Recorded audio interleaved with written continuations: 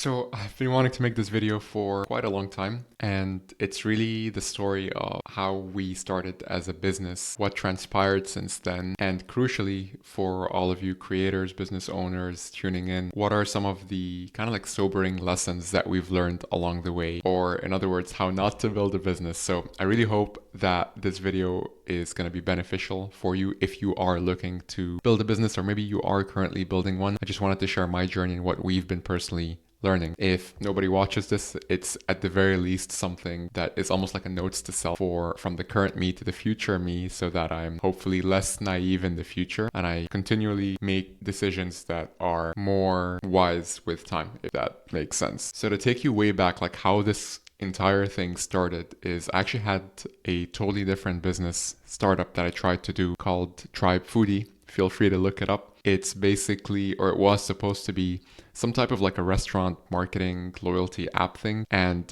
had a great team that all volunteered to work for free with me. I think we were about like 7 or 8 people total, but ultimately they quit on me, and rightfully so, because nobody was getting paid and they were all older than me at the time, still are, and naturally they needed to get real jobs. I was like barely finishing college at that time, and soon I realized I also needed to get a real job.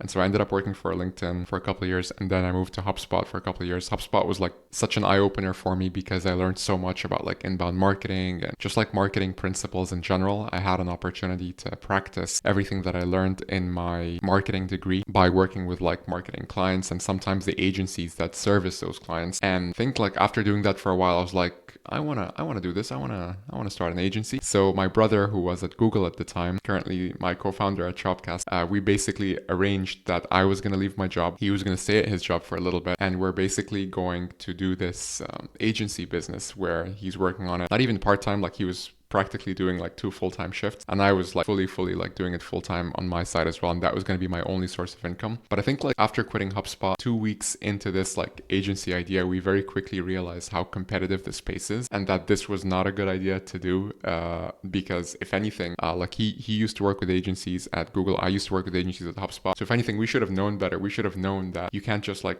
wake up one day and just create an agency like that. There are so many established agencies out there, and it was difficult for us to find a niche. Needless to say, we fell into this like a valley of like demotivation and so on, and I found myself on YouTube watching yet another Gary V motivational video, and this time something kind of hit different for me because I've always been watching Gary V. I know his process of like taking keynote videos and chopping it up. I know he has an amazing team Gary V, right, where they create clips and publish it and pretty much do what they call the Gary V content model. And even though I've come across this before, at the time, this was about 4 or 5 years ago, I was like, so cool how they do this. I wonder if others wanted to do it, but they didn't necessarily have that caliber or that level of a team. I wonder what they would do. And that almost gave us the idea to pivot the business completely overnight, where we were going to do what in our minds we thought like would be like Gary V as a service, where we would basically take your podcast or help you start one if you don't have one, record a series, get it going, help you chop that up into clips, and help you share that on social. And the business was called Tribe Tactics. Maybe not affiliated with Tribe Foodie whatsoever, but we just thought, that was a good name to start. Later on, we realized it has nothing to do with repurposing at all. So we eventually rebranded to Chopcast. But either way, it was pretty much this done for you service where you pay a monthly fee. It still exists, actually. We still sell this. You pay a monthly fee, and we do like unlimited repurposing for you, and we help you set up a video series and chop it up and release it and so on. And we've been doing this for a couple of years. We've done this for solopreneurs all the way to like enterprise businesses pretty much. And we noticed kind of like this 80-20 moment where most of the people were pretty much had the same job to be done. There was this like 80-20 moment where we're like, okay, well, there's a lot of routine in what we're doing, and I wonder if there's a way that we can streamline this. I wonder if there's a way that we can automate this, specifically this part of like taking a video and repurposing it into clips. There were no AI video editing tools out at that time. This was like 4 or 5 years ago. And so we thought, how cool would it be if we, try and build something? Just one little problem. Me and my co-founder cannot code to save our lives. We've never written like a line of code between us. So naturally we had to find people who are like 100 times smarter than us. And because we didn't know what we were doing at the start, we ended up building chopcast 3 times from the ground up. The first version of the product looked something like an Excel sheet, and it didn't work. Then the second version was a little bit less shitty. And then the third version right now is the one that is most stable, the one that we're getting the most positive feedback about in terms of like it actually helping people and saving time. Still not perfect, but it's definitely the most kind of like stable version we've released so far. And in our minds initially we were thinking, you know what, we're gonna shut down the service and we're going to go all in on the product. But at one point we realized that there is this kind of like intersection point where we found there is an ICP, an ideal customer profile for us that really got enough value from the product. They had that like DIY mindset. Maybe they already have a team, they have a VA. They just wanted that little bit more efficiency. And then there were others who were like, actually, we need human support. We recognize that there's a gap that the product alone cannot fill, because at the end of the day, the product is just a tool. Whereas on the service front, it was like a full outcome that we were selling, right? We weren't selling you a screwdriver or a hammer. We were selling you the full house fully built and so on. So we ultimately decided to do something really eccentric, which is to actually keep the two together. And almost like if you look at our business funnel right now, the product has a free version. And then from there, you can upgrade to a paid version of the product. So a percentage of people would upgrade to the paid version. And then a percentage of the people who have the paid version would upgrade to services. And that's basically how our business funnel runs right now. In terms of our own like sales efforts, we would try and focus on bringing people straight to the services, because we know that their lifetime value would be higher than those using the product alone. And the profit from that, we reinvest that into building a better product so that it helps more people, it widens our funnel, and so on and so forth. And a lot of people advise us to only focus on one thing or the other. I'm recognizing the wisdom in that, but at the time of this recording, we do see benefits to having the two run together. We don't really see them as separate businesses as much as it is all being part of like an integrated funnel. And I think one of the harder lessons to learn for us before we actually jump into the official lessons is that we thought, oh, well, let's try and find the persona or the type of person that we can help that, they'll start off free, they'll start off free, they'll upgrade to the paid product eventually, and then they'll upgrade to the services eventually. But what we're learning is that they're almost like two separate personas. It's not always the same persona that would go through all of these stages, but rather two separate personas. Some people who are like, I can already tell that the product is all I'm ever going to need kind of thing. Of course, there are people who do go through the full funnel, but there are other people who are like, hey, I saw the product, we're going to need a lot more help than that. And they almost like skip the queue and kind of go straight to services in that sense. So it was pretty eccentric that we had and still have those two things together. But yeah, that's just been our experience so far. All right. And in terms of before the sobering lessons learned part, I want to talk about like some of our like kind of like tiny achievements so far. So like we have, at the time of this recording, we have just over 15,000 users. Most of them are free, but some of them would pay, and some of them for the product, and then some of them would of course be clients on the services front. But what we're noticing is that like the more free users we have, the more kind of like community and like word of mouth we're able to build with people. And someone who might use the free product now might eventually upgrade later down the line, or even if they never upgrade, at least we're hoping that they're getting enough value that they care, enough to share it with a friend, so that friend can also get value and save time and so on. In terms of our funding, we're predominantly bootstrapped. So we've been in business for, I think, 5 years now, across like service and product. And we basically raised a total of 150K over the last 5 years.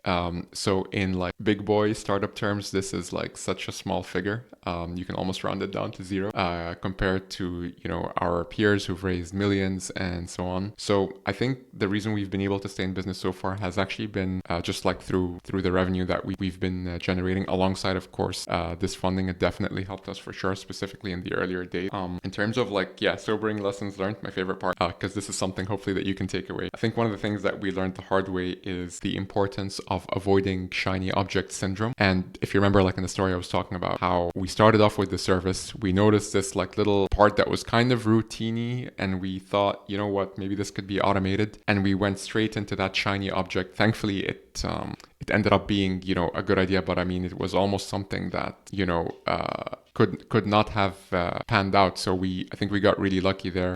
Nevertheless, like we built it 3 times from the ground up. So if we actually were programmers from day one, maybe we would have been more efficient with the way that we envisioned the product, planned the product, shipped the product, improved upon it, so on and so forth. And it reminded me of something that I recently come across in Alex Hormozy's videos, and he talks about this concept of more, better, new, that sometimes when people see something, as I understand it, sometimes when people see something's working well for them, they don't necessarily double down on it. They just start to move on to something else. And I feel like that's something that we did. Like the services business was working fine for us, but rather than doubling down on it, we're like, oh, you know, it'd be cool. Why don't we actually build a product as well? Not realizing that anytime you add something new, you're kind of starting again from ground zero and building that up.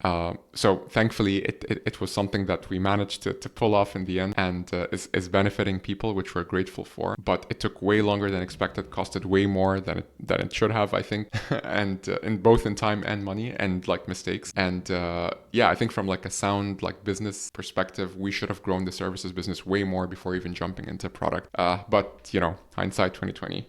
It is what it is. The next sobering lesson I can share is face-to-face really matters. I think like COVID and after COVID, everyone kind of saw the value of virtual, like just like Zoom meetings and like just meeting everyone virtually. We all know people who live or like work like 10 minutes away from us, but they'd still just rather like jump on a call. We were obviously doing that. Like we're based here in Ireland, and most of our customers were from the US. So naturally, we've never met most of them like face-to-face because we only have an office, virtual office in Ireland. But one thing that we've learned is that whenever we had a chance to meet people face to face, it really strengthened the connection that much more, specifically in the age of like virtual meetings and stuff like that. So I mean, if you have a chance to actually meet people face to face, or even come up with an occasion that warrants the face to face. I remember when we first started, like we did a podcast and we would do it in our spare room in our old apartment, and we called it the Spare Room Talks. And it was an opportunity for us to physically bring people into our building where we can actually have these conversations with them. Obviously these days, you know, podcasts specifically, a lot of this stuff is virtual, but it's definitely something on my mind to actually bring back that face-to-face element. Even in like networking events, or when you get a warm intro to someone and you actually meet them for a coffee. Looking back on it, like only good things came from these face-to-face engagements. So that's definitely something I'm looking to double down on for sure. And I advise myself of this. And I mean, if it's something that resonates with you, maybe you can give it a shot too. All right, third lesson is to stay naive and don't overthink. I like to think that at the start, we were very naive in terms of like, you know, how to build a business or how to, you know, reach out to people, how to, you know, generate recurring revenue and so on. As the years went by, I feel like I would do good to return to some of this naivety. And what I mean by it is that these days, you know, you learn so much and you have all this like quote unquote experience, and sometimes it can be crippling. It could lead to like me like ruminating or like overthinking stuff, and it's like, oh, I know better, or that's not the best practice and so on. Whereas back then we didn't know any better, and kind of like a kid who's, you know, gonna jump like headfirst into something and figure out later if it was painful or not.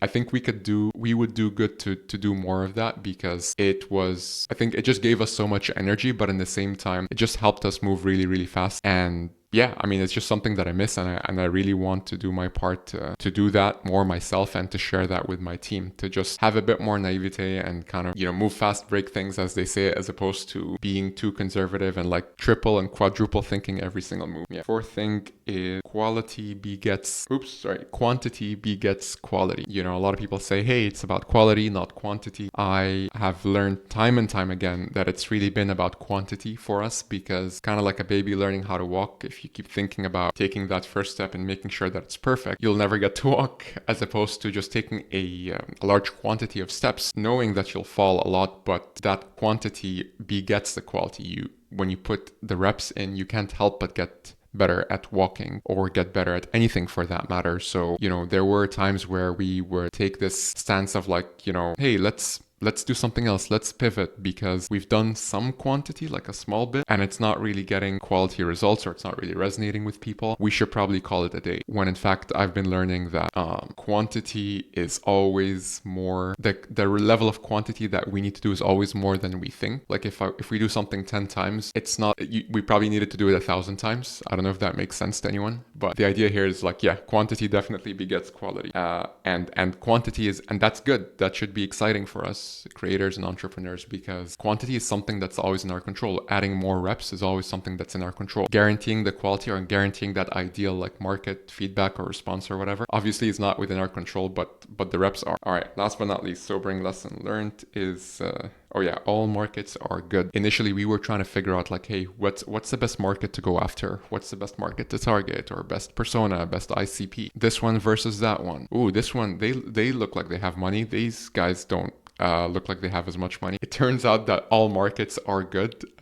What's meant by that is that, or at least what I've been learning is that if you just learn the nuances of every market, the nuances of every persona, you will find that there is a way to make it work. It's kind of like, this is a very weird example, but it might make sense that like, it's kind of like picking like, hey, what's like the best sport? What's the easiest sport to get into? And if you compare, I don't know, swimming with like, you know, going to the gym, playing football or whatever, each one might have a different, let's call it learning curve. But at the end of the day, each one is kind of similar, right? Some might be easy to start, okay? But then you realize it actually gets much harder later on, and some are the opposite. So I feel like at the end of the day, like every market is good. And so the remaining variables are like, what are you actually passionate about? And what are you good at? Or who are the people that you feel you understand the most? And for us, it kind of made us think of like people that like roles that we used to do before, because then you're kind of like scratching an itch that you physically had before, or maybe people that we've serviced before as clients in like previous companies that we